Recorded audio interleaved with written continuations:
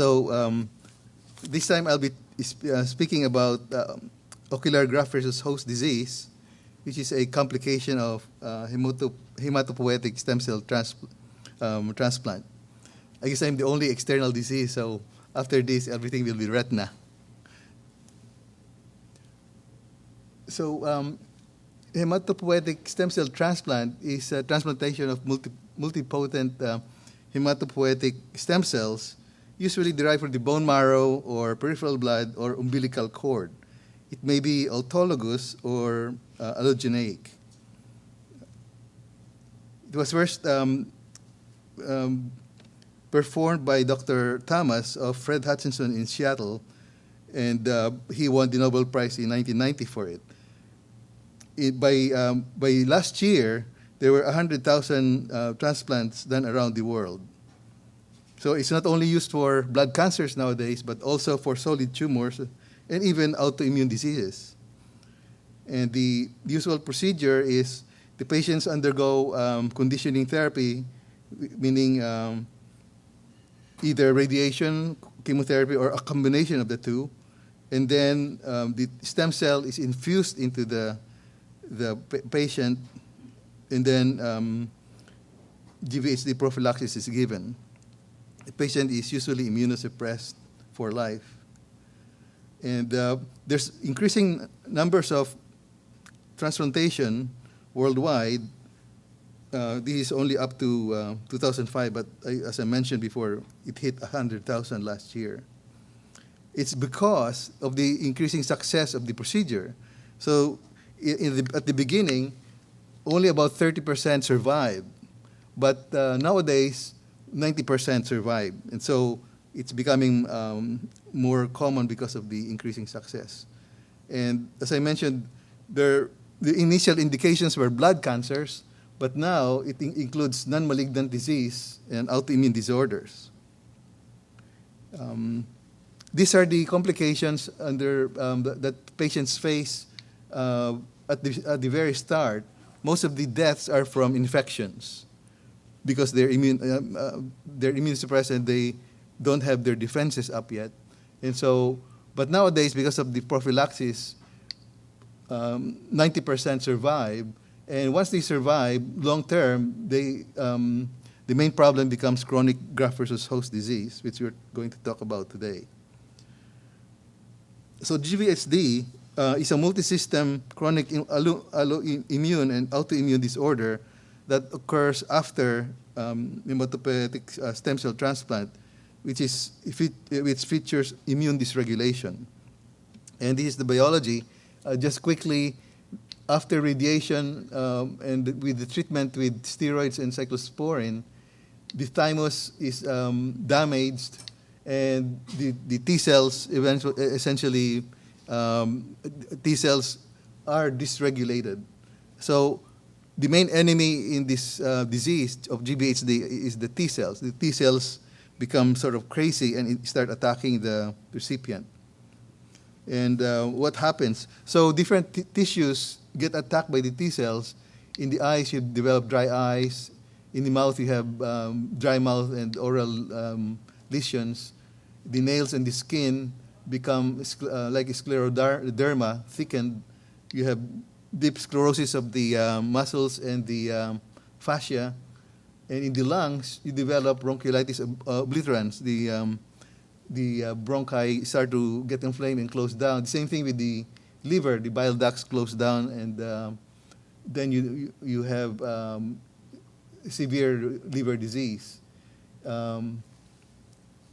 These are again, the organs affected.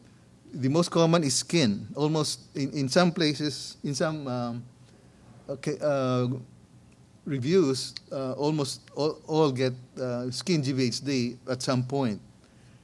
The mouth and the eyes are also pretty common, gut and liver. And then you have joints, muscles, vagina, esophagus. So the vagina and esophagus, they scar down and close up. Nails, lungs, and serosa. GVHD can be compared in terms of poor quality of life to angina and myocardial infarction. That's how bad it can get. And it affects all aspects of life: physical, functional, psychological, social, and financial. Some patients didn't realize this would happen to them, and many of them sort of said, if had I known this, I would not have gone for a transplant. So as far as the eyes, 50 to 80% of GVHD patients develop ocular GVHD. And again, as I mentioned, it's donor T-cell mediated inflammatory infiltration of tissues of the eyes. But it's mainly the dry eyes. It's mainly the ocular surface that's most commonly involved. The other parts of the eye are rarely involved. And just a review of the ocular surface, you have these major glands, the meibomian gland in the lid, the lacrimal gland, and the goblet cells that produce your tears.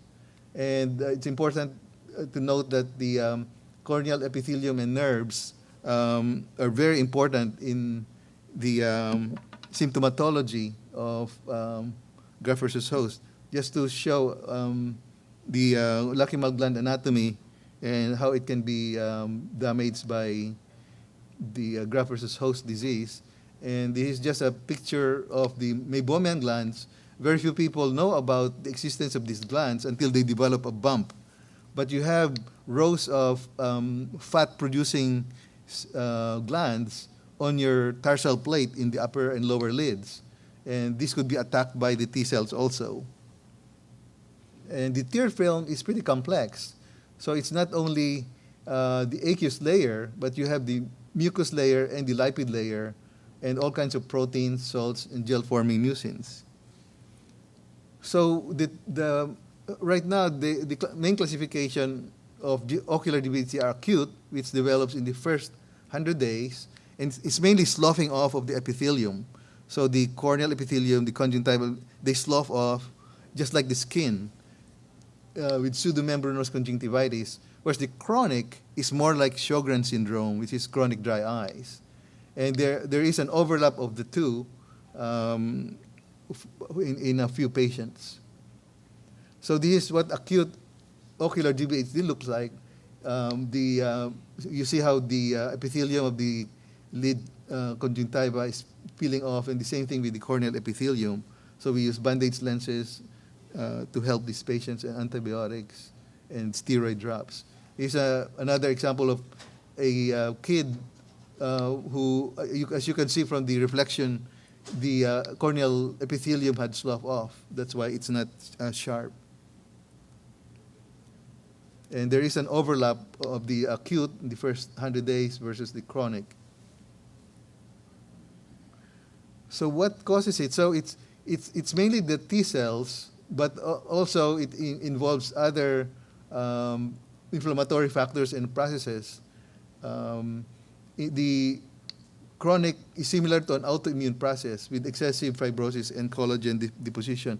Acute usually does not end up with too much scars. It's the chronic that ends up with a lot of scarring. And for chronic, this is the definition from this book. You have to have one other organ involved, plus new onset of dry eye syndrome and a decreased Schirmer's score. And just a quick summary here. Signs and symptoms include red dry eyes. I'll give you examples of this. The lids, the blepharitis, dermatitis, vitiligo, pigmentary skin changes, ectropion, poliosis, trichiasis, and madarosis. The conjunctiva gets red, then swollen, scarred. Then you have superior limbic conjunctivitis and lacrimal gland fibrosis. So the cornea, you have corneal epithelial defects, punctate keratopathy with KCS, edema, ulceration, and keratinization. The posterior segment is rarely involved. It's even controversial. Some people don't believe it occurs. So examples of this. So this is in a young person. You can see this across the room. The patient is squinting and having pains in the eyes. Vision is blurry. And in the older person, the same thing. You have red eyes. The patient is squinting this way and has a lot of photophobia and blurry vision.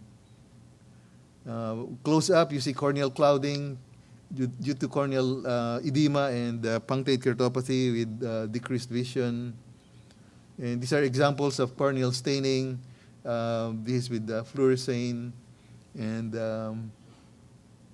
another example of punctate staining. This is more confluent, whereas this one is more punctate. And you see using lissamine green staining in the conjunctiva. So we use fluorescein to stain the cornea and lissamine green to stain the conjunctiva. Another example also is showing you the irregular reflection from the cornea. Usually it's crisp. Patients also develop filamentary keratitis. So these are painful, and so I usually remove them by the wet Q-tip to make the patients comfortable. And you see the cornea sloughed off, the epithelium sloughed off here with fluorescein staining, and you could see the area here that's has a defect. Again, the filamentary keratitis right there, and the confluent staining, some scarring in some patients from repeat infection, and here's another big area of scarring. Some people actually also mention that these patients can also develop radiation keratopathy. So because they've been radiated with whole body radiation, so sometimes there's an overlap between GVHD and radiation keratopathy. So that has to be distinguished. And of course, trichiasis, and you have to pull this out to prevent further damage to the cornea. Blepharitis, meibomitis, you see a lot of scarring down there. So these are very unhappy patients. And you have scarring, pigmentary changes in the lid, which of course includes the rest of the face. Now, a difference between this and Sjogren's is Sjogren's, you don't get scarring under the lids. But here, you have actually a lot of granulation tissue under the lids. And even the lower lids also develop the scarring. So examples of scarring of the lids here and here. And even the punta sometimes is affected by all the inflammation, severe inflammation caused by T cells. Here you have double punta formation. At the early stages, I look for the corners. Sometimes there's nothing here, but it starts way in the corners. And if that happens, you really have to give the patient steroid, the drop treatment. The Restasis cannot touch this. Restasis is too weak for this. Again, early stages, it could be either in the corners or at the very edge of the tarsal plate. And you can see how thick that is once it's more advanced. So once they have this, sometimes, again, you see how thick that becomes. Towards the end, it becomes scarred, and when it heals, it becomes scarred like this. And this is just to give you an idea how long it takes to treat this. So this is at the start of treatment, and eventually it flattened out. But it took 6 months of daily Pred Forte before this happened. So Restasis cannot cure this. In the olden days, the patients developed symblepharon, but nowadays with steroid treatment, this rarely happens. In the lacrimal gland, which is in the under your upper lid, this is the normal, and as you can see here, it's scarred, and there's even a symblepharon here with the scarring, because the T cells attack the lacrimal gland and destroy the ducts. And this is a published example of uveitis, but very rare. And even the retinopathy, some people don't believe there's retinal GVHD, but this one, all we can see actually in many of these patients are just scars, and so we presume they had GVHD of the retina, but sometimes it's secondary to the disease itself rather than the GVHD. And retinal hemorrhages, it could be from the original disease, like aplastic anemia or one of the blood cancers. So diagnostic tests, as I mentioned, we stain the cornea with either fluorescein and Lissamine green, or some people use rose Bengal. And we use Oxford versus the Van Westervelt system. So the Oxford scheme divides it from 0 to 5, whereas the Van Westervelt grades 1 to 3. So some people prefer this; it's a simpler grading. Some people prefer the more detailed grading of the Oxford. It's similar to Lux. There's a Lux 2 with 3 grades and Lux 3 which has 5 grades. Sometimes we also decimalize it. So if it's between, for example, if it's between 3 and 4, the picture is between here, then we grade it as 3.5 or 2.5. And it's mainly to convert these findings into numbers that the statisticians can crunch. The other test, of course, is the tear breakup time to test the adequacy of the mucus layer. I tell patients that the mucus lowers surface tension, and water has surface tension, so it becomes a drop, like a raindrop is a sphere. And so there's a tendency for the water to become a sphere, and that's why you develop dry spots. But with the mucus, then it lowers surface tension, so the tear film becomes like a sheet. But if you don't have enough mucus, then you develop dry spots sooner. So it's a rough way of describing the quality of tears. And the Schirmers, we usually use the without. I guess in most scientific papers, the editors prefer Schirmers without, because if you have Schirmers without that's less than 5 or 0, then that's really dry eyes. Whereas if you have the with, it could be because they put some eye drops there.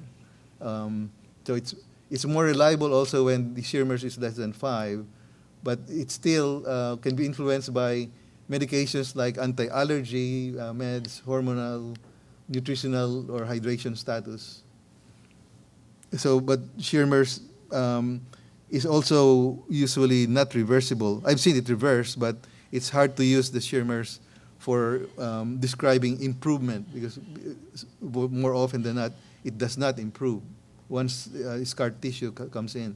So Mike Robinson made a grading scheme of this scarring when he was at NIH, and this is just redness initially, and then 25% of the area is affected. Here it's 75%, and this one is advanced scarring. So it's just useful because it's unique to GVHD. And at NIH, there was a consensus conference where we developed this composite grading scale using punctate keratopathy, Schirmers, and conjunctival cicatrization. There's also the symptoms grading, redness, dryness, and irritation. And I guess this is how we scale. So we get a global score of 0 to 9 using Schirmers, the punctate keratopathy, and conjunctival scarring. This is just one proposal, I guess. You can use other.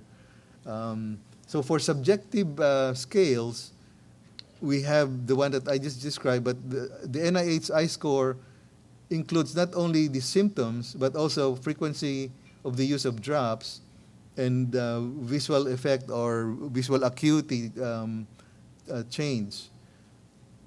The OSDI is made up of 12 questions, whereas the NEI VFQ has 25 questions.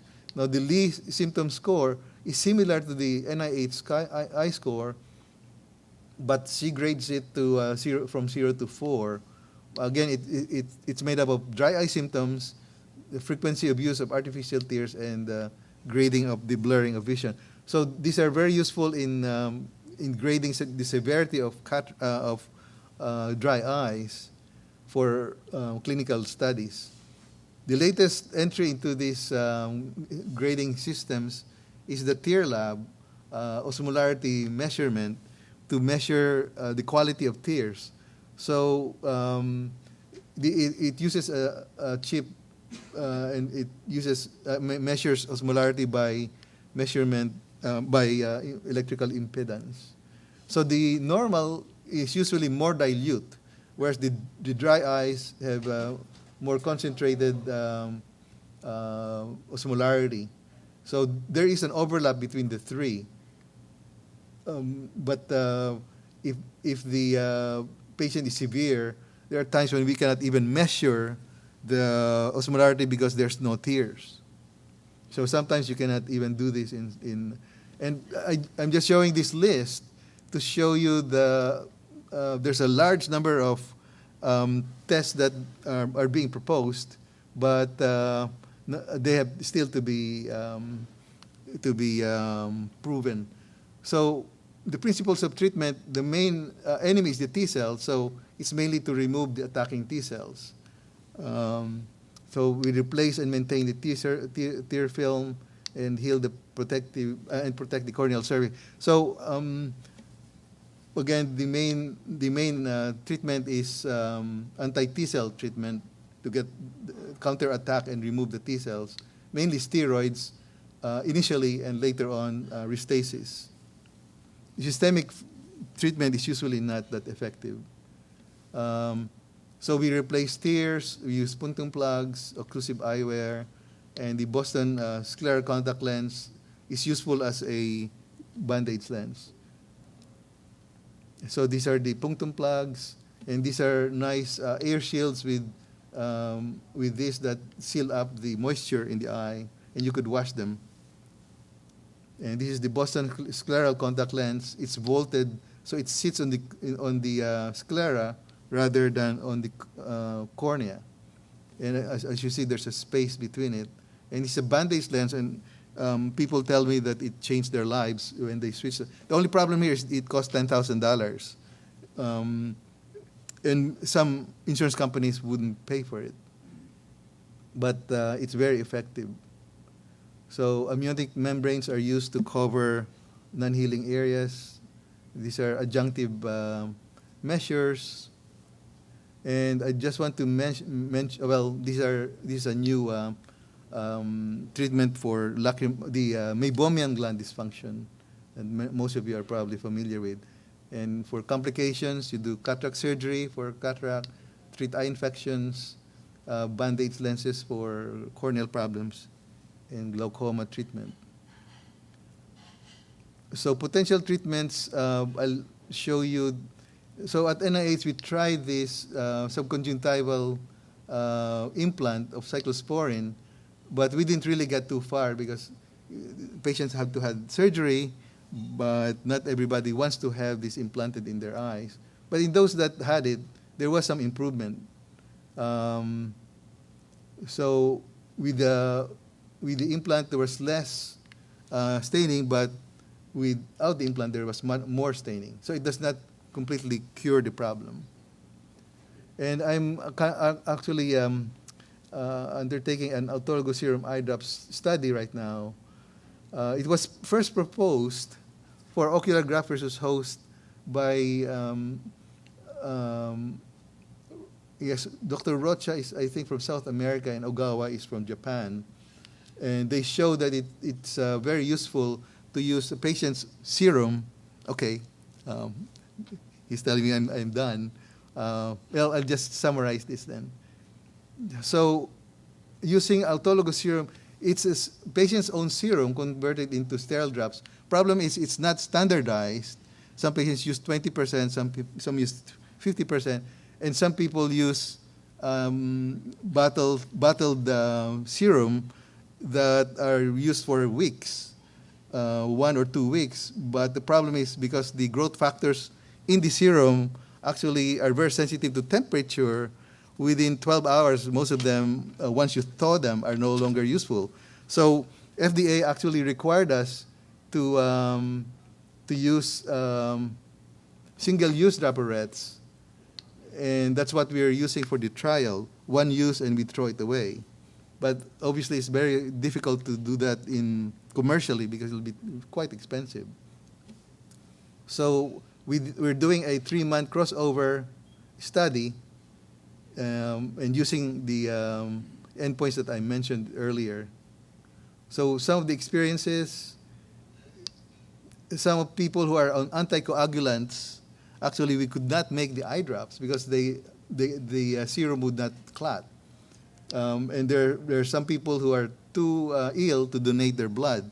So that's why some people use allogeneic, somebody else's blood or their relative's blood instead of the patient's own blood. And if they're on travel, then it's very hard to keep the drops frozen. So just to give you a picture of our team from different specialties, we see patients at NIH as a team to take care of the different organ systems. Okay,